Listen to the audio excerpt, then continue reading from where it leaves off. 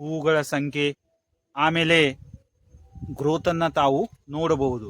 ಈ ತರಹ ನಾವು ಈ ಪ್ಲಾಟ್ಗೆ ಮ್ಯಾನೇಜ್ಮೆಂಟನ್ನು ಮಾಡಿದ್ದೀವಿ. ಮಹಾಗಣಪತಿ ಕೃಷಿ ಕನ್ನಡ ಯೂಟ್ಯೂಬ್ ಚಾನಲ್ದಲ್ಲಿ ಎಲ್ಲ ರೈತ ಬಾಂಧವರಿಗೆ ಸ್ವಾಗತ, ಸುಸ್ವಾಗತ. ನಾವು ಇವತ್ತು ಚಪ್ಪರದ ಅವರೆಕಾಯಿ ಪ್ಲಾಟ್ನಲ್ಲಿ ಇದ್ದೇವೆ.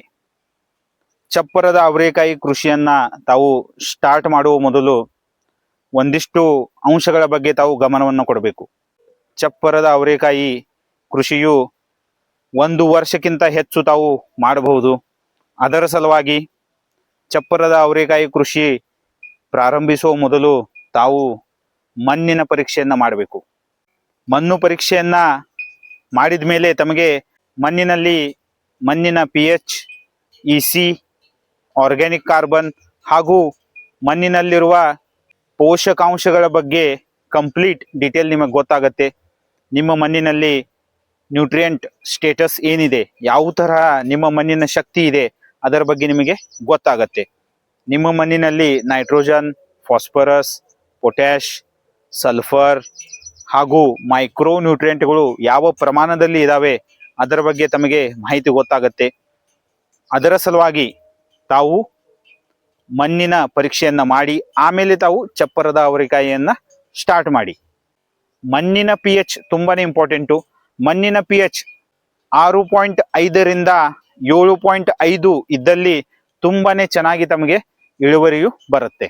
ಈ pH ಅಲ್ಲಿ ತಮಗೆ ಚಪ್ಪರದ ಅವರೆಕಾಯಿ ಮಾಡುವಾಗ ಖರ್ಚು ಕಡಿಮೆ ಆಗತ್ತೆ ಹಾಗೂ ಉತ್ಪಾದನೆಯು ಹೆಚ್ಚಾಗತ್ತೆ. ಇದು 1ನೇ ಪಾಯಿಂಟು. ಆಮೇಲೆ ಚಪ್ಪರದ ಅವರೆಕಾಯಿಯನ್ನ ತಾವು ಮಾಡುವ ಮೊದಲು 2 ತಿಂಗಳು ಮೊದಲು ತಾವು ಸೆಣಬಿನ ಕೃಷಿಯನ್ನ ಮಾಡಿ, ಅದಾದ್ಮೇಲೆ ತಾವು ಚಪ್ಪರದ ಅವರೆಕಾಯಿ ಕೃಷಿಯನ್ನ ಪ್ರಾರಂಭಿಸಿ. ಮಣ್ಣು ಪರೀಕ್ಷೆಯ ಆಧಾರದ ಮೇಲೆ ತಾವು ಬೇಸಲ್ ಡೋಸನ್ನ ಯೂಸ್ ಮಾಡಬಹುದು. ತಾವು ಮಣ್ಣು ಪರೀಕ್ಷೆ ಮಾಡಲು ಸಾಧ್ಯವಾಗಲಿಲ್ಲ, ಆ ಟೈಮ್ದಲ್ಲಿ ತಾವು ಚಪ್ಪರದ ಅವರೆಕಾಯಿಗೆ ಡೈರೆಕ್ಟ್ ಬೇಸಲ್ ಡೋಸನ್ನ ಕೊಡಬಹುದು.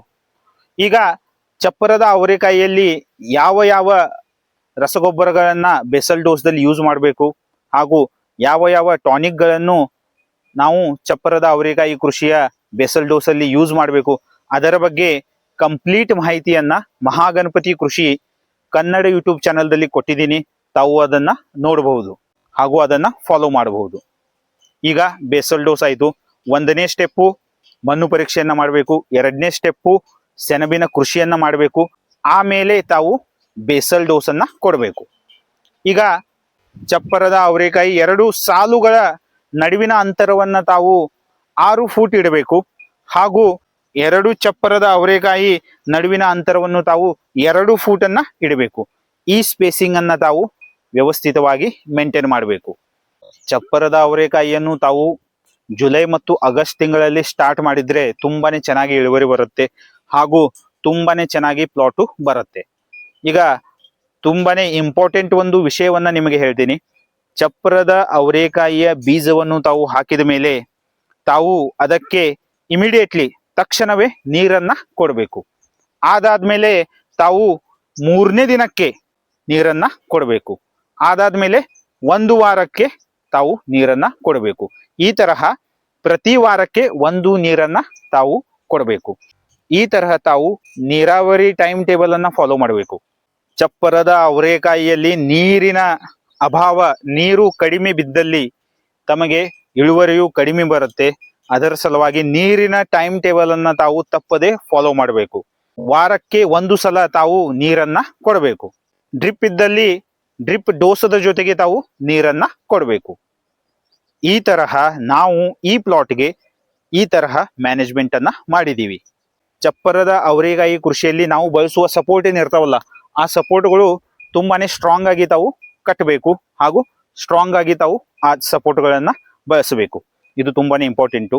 ಹಾಗೂ ಚಪ್ಪರದ ಅವರೆಕಾಯಿ ಕೃಷಿಯಲ್ಲಿ ನಿಮ್ಮ ಪ್ಲಾಟಿನಲ್ಲಿ ಯಾವುದೇ ಭಾಗದಲ್ಲಿ ನೀರು ನಿಲ್ಲದ ಹಾಗೆ ತಾವು ವ್ಯವಸ್ಥೆಯನ್ನ ಮಾಡ್ಕೋಬೇಕು. ಒಂದು ವೇಳೆ ಚಪ್ಪರದ ಅವರೆಕಾಯಿ ಕೃಷಿಯಲ್ಲಿ ನೀರು ನಿಂತಲ್ಲಿ ತುಂಬಾನೇ ಲಾಸ್ ಆಗತ್ತೆ. ಚಪ್ಪರದ ಅವರೆಕಾಯಿಯ ಬೆಳವಣಿಗೆಯು ಕಡಿಮೆ ಆಗತ್ತೆ, ಅದರಿಂದ ಹೂಗಳ ಸಂಖ್ಯೆ ಕಡಿಮೆ ಆಗತ್ತೆ, ಅದರಿಂದ ನಿಮಗೆ ಇಳುವರಿಯಲ್ಲಿ ತುಂಬಾನೇ ಲಾಸ್ ಆಗತ್ತೆ. ಅದರ ಸಲುವಾಗಿ ತಾವು ಸಾಲುಗಳನ್ನ ಬಿಡುವ ಟೈಮ್ದಲ್ಲಿ ನಿಮ್ಮ ಪ್ಲಾಟಿನ ಯಾವುದೇ ಭಾಗದಲ್ಲಿ ನೀರು ನಿಲ್ಲದ ಹಾಗೆ ತಾವು ವ್ಯವಸ್ಥೆಯನ್ನ ಮಾಡಬೇಕು. ಅದಾದ್ಮೇಲೆ ಚಪ್ಪರದ ಅವರೆಕಾಯಿಯಲ್ಲಿ ಏರ್ ಫ್ಲೋ ಅಂತ ಹೇಳ್ತೀವಿ ನಾವು. ನಿಮ್ಮ ಪ್ಲಾಟಿನಲ್ಲಿ ಏರ್ ಫ್ಲೋ ಆಗತ್ತಲ್ಲ, ಏರ್ ಫ್ಲೋ ಚೆನ್ನಾಗಿ ಇರಬೇಕು, ಅಂದ್ರೆ ಗಾಳಿ ಚೆನ್ನಾಗಿ ಆಡಬೇಕು ನಿಮ್ಮ ಪ್ಲಾಟ್ದಲ್ಲಿ.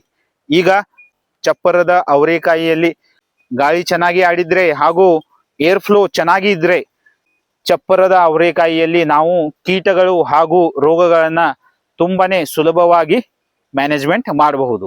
ಏರ್ ಫ್ಲೋ ಚೆನ್ನಾಗಿ ಆಗ್ಲಿಕ್ಕೆ, ಗಾಳಿ ವ್ಯವಸ್ಥಿತವಾಗಿ ಆಡಲಿಕ್ಕೆ ತಾವು ಸ್ಪೇಸಿಂಗ್ ಅನ್ನ ತುಂಬಾನೇ ಚೆನ್ನಾಗಿ ಮೇಂಟೈನ್ ಮಾಡಬೇಕು. 6 ಫೂಟ್ ಸ್ಪೇಸಿಂಗ್ ಅನ್ನ ತಾವು ಮೇಂಟೈನ್ ಮಾಡಬೇಕು. ಇದರಿಂದ ತುಂಬಾನೇ ಚೆನ್ನಾಗಿ ಗಾಳಿ ಆಡುತ್ತೆ, ಏರ್ ಫ್ಲೋ ಚೆನ್ನಾಗಿ ಇರುತ್ತೆ ಹಾಗೂ ಇದರಿಂದ ನಾವು ರೋಗ ಹಾಗೂ ಕೀಟಗಳನ್ನ ತುಂಬಾನೇ ಚೆನ್ನಾಗಿ ಮ್ಯಾನೇಜ್ಮೆಂಟ್ ಮಾಡಬಹುದು.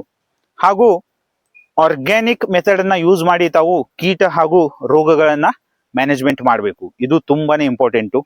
ಆರ್ಗ್ಯಾನಿಕ್ ಮೆಥಡ್ಗಳನ್ನ, ಜೈವಿಕ ಮೆಥಡ್ಗಳನ್ನ ಯೂಸ್ ಮಾಡಿ ತಾವು ಚಪ್ಪರದ ಅವರೆಕಾಯಿಯಲ್ಲಿ ಕೀಟ ಹಾಗೂ ರೋಗಗಳ ನಿಯೋಜನೆಯನ್ನ ಮಾಡಬಹುದು.